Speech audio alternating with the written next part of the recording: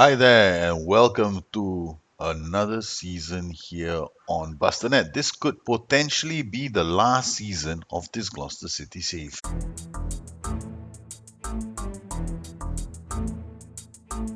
Last season, we weren't favourites to finish among the top four, but we finished in the top four again, and we won the Champions League and we won the FA Cup. And as a result of that, our reputation is now superb.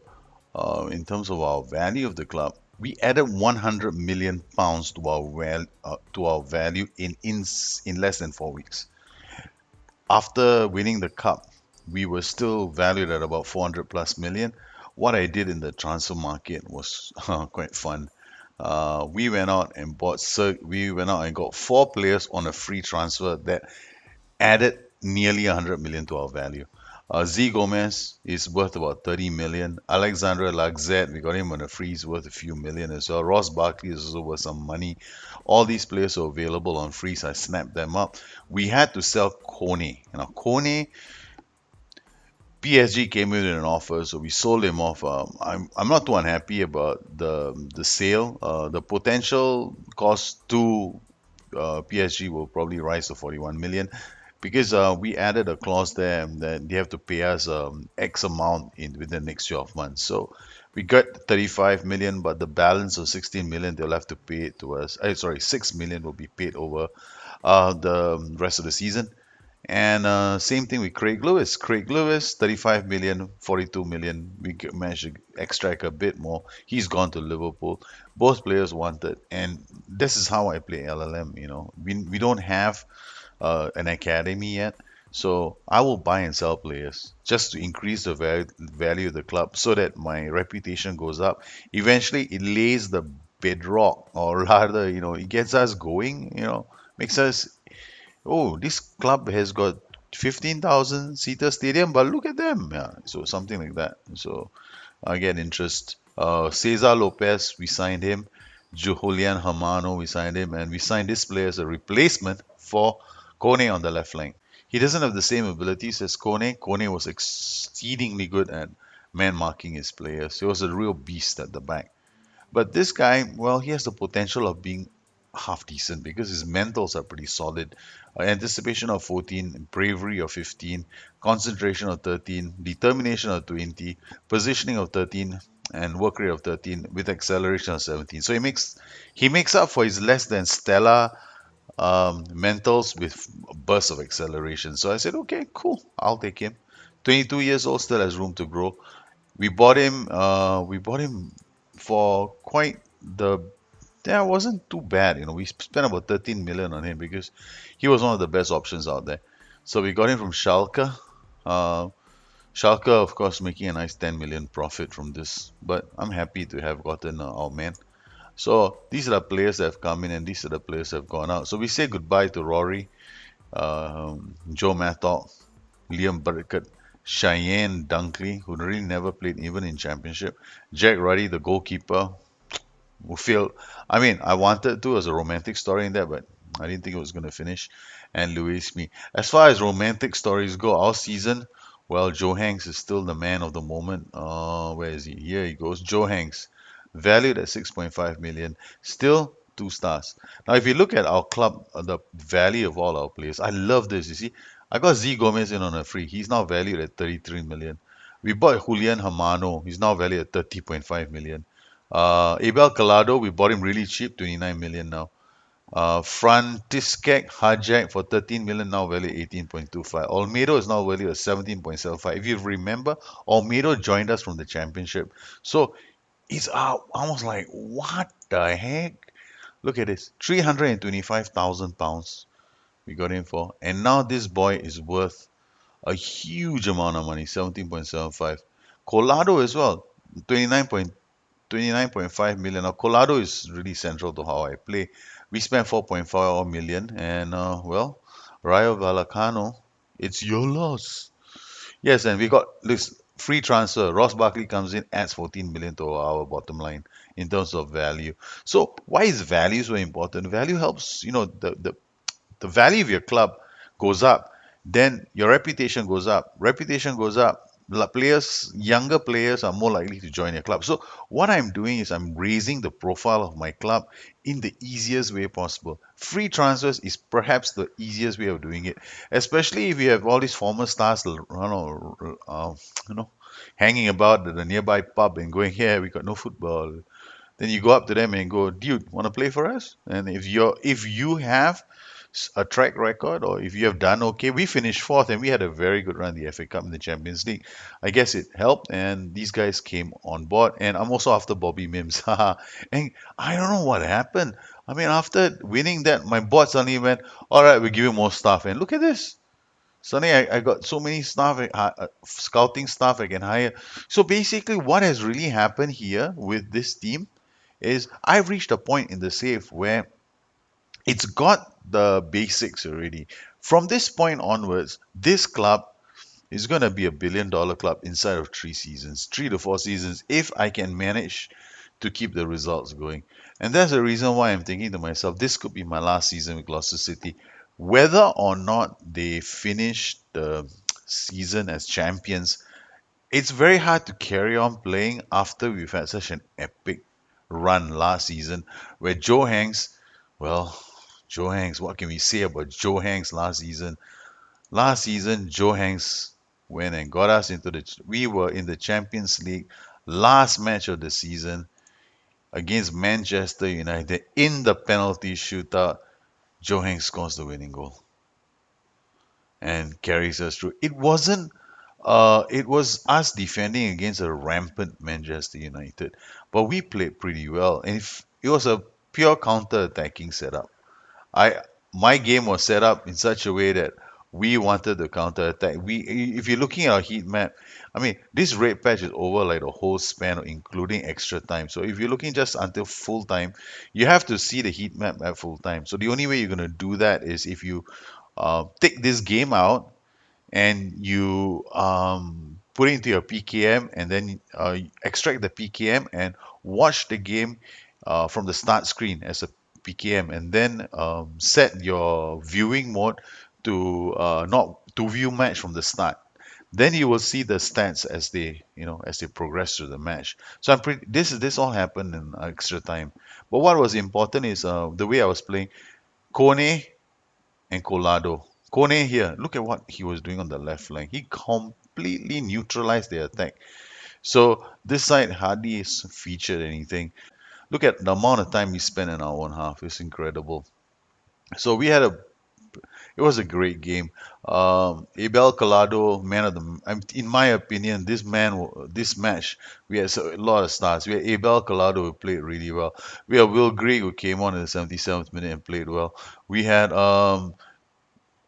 Kone was a beast in this match. The success of last season was built on the bodies of two players, Colado and Kone. But along the way, by the way, comes a man called Joe Hanks and Will Greek. And these two together, my word, what a season we had. So it's really pretty hard to top that. Pretty hard to top a season where Joe Hanks and company win you the Champions League. How the hell do you top that? I mean, like, seriously? Joe Hanks?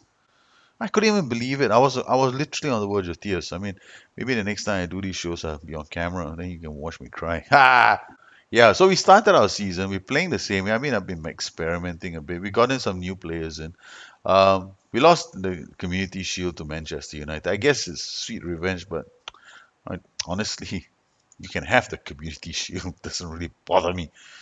So what have we done? We've offered some players. I'm gonna bring in some coaches as well, like Phil Cannon, Micah Hyde, some scouts. Yeah, I've given Bobby Mims a job. Oh, he finally has decided he wants to come. I've been trying to hire Bobby Mims for the longest time. He's finally said, "Look at you guys now. Since you've won the Champions League, bloody dog, didn't want to come when we didn't have anything, but wants to come and must be successful." What about this new signing, Julian Hermano? Last season, I spoke about my 4-2-3-1, and I said I want to get some players in with bursts of space because this season I just want to ram everybody down their throat and just go ahead and win the title. So I suspect that I have the players now to do that. This youngster is just the player the doctor ordered. Yes. We have a player now who can pass the ball, He has a fair amount of determination. There is something about this player there is a bit of a mystery. You do not know what he's going to do next, but it's going to be exciting to watch. So we brought in Julian Hermano, and I need to put him into a position where he gets to play. What I like about him is he comes deep to get the ball. So he gives me options, where to play him. If I play him in the central attacking midfielder slot, then he becomes like a Trequartista, but very deadly in the final third as well, but he'll tackle. So not bad. Got options.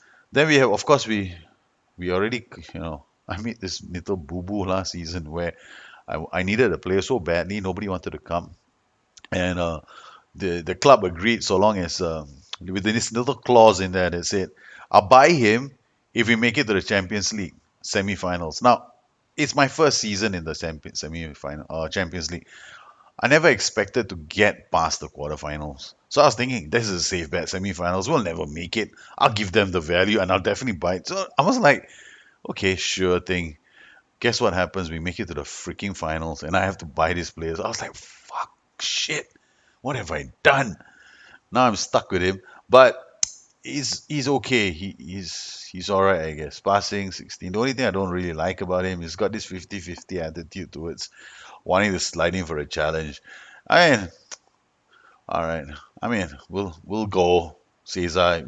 But here we got Z Gomez. Now, Z Gomez languishing in Spurs, and then Spurs decides we don't want you anymore. Then I remember playing a season where he scored against me in the league, and I was thinking to myself, hell, man, I got no strikers. Why the hell do I want to go and buy any strikers when we've got this guy lying around completely free with nothing to do?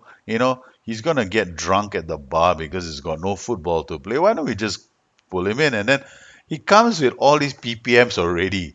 I don't have to train him. He runs with the ball down the right, which is a bit of an asinine thing, because I hate that in strikers. I mean, why the do you want to have a striker who's running down the ball on the right? This is perhaps the worst PPM you can give for a striker. It's like telling the striker, hey, hang on the right flank because I don't want you to get into the box and score. Right. So we gotta untrain this PPM. I hate this PPM. Unless of course I want him to play like an AM on the right. Maybe then, I want him to behave like a winger. Yeah, then okay. Maybe. Okay. And we've got a second player now who comes deep to get the ball, which also is a bit asinine for me at the moment. But then I wanted him, he's cheap. So I'll probably get him to unlearn one of these PPMs. So here we go. Z Gomez, member of the elite Tigers unit. So let's talk about the system that I used last season. The system was pretty simple. I set this system up, the 4-2-3-1, to play against the big boys. I mean, it's fluid, it plays deep, and he's going to attack any team that attacks me. I'm going to be the Bournemouth that Liverpool faced. Because most of these teams that are going to attack me, they're going to leave spaces behind. So this is designed to take advantage of those spaces. So I'm very happy when teams attack me. Now, what's going to happen now is that as the season progresses, teams are going to start sitting back because now half the league is not going to attack me anymore. They're going to like look at me and go like, you guys, we can't we can't slap you around anymore. So we'll have to be a bit more defensive. And I'm going to meet teams that are going to be totally defensive. So I can't play fluid anymore. I can't throw everybody into attack. I'll probably have to play structure and hold some players back. So I'll have to depend on raw skill as well for the guys up front, and that's going to change the way I play. I don't think it's going to be that big a problem. In fact, I think I will enjoy that as well because the style will change slightly, but I still have a lot of fun. But what do I do then?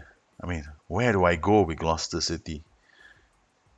I'm sentimentally attached to Joe Hanks and agree. Of that, I have no doubt. Okay. I am at wit's end deciding what to do. Do I continue with the Gloucester City save? Or do I do something different? Now, what other adventures can I go on? I think that's something that I need your help with. I need you guys out there to come out and give me some ideas right now. What do you think I should do? Should I continue with Gloucester City? Do I begin a save in Asia? A traveling hobo moving through the leagues of Asia in hopes that he gets noticed by some big clubs in Europe. Could there be a potential for another save? Or should I just leave England altogether? Completely leave England altogether. Go to some other league where and do some research, pitch a tent, and hope for the best. So I don't know. What do I do next? So what do you think I should do?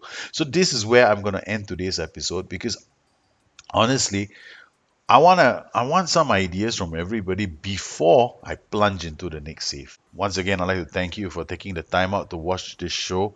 I appreciate all the comments, the likes, the subscribes, and everything else that you've done for the show to keep it going. And to all my patrons who encouraged me to do this save, well, I'm looking to all of you once again for some inspiration. And it's not limited to just the patrons, it's everybody out there. Just tell me what you, just share some ideas with me and help me out here. Thank you very much. I'll catch up with you guys again soon. Bye bye.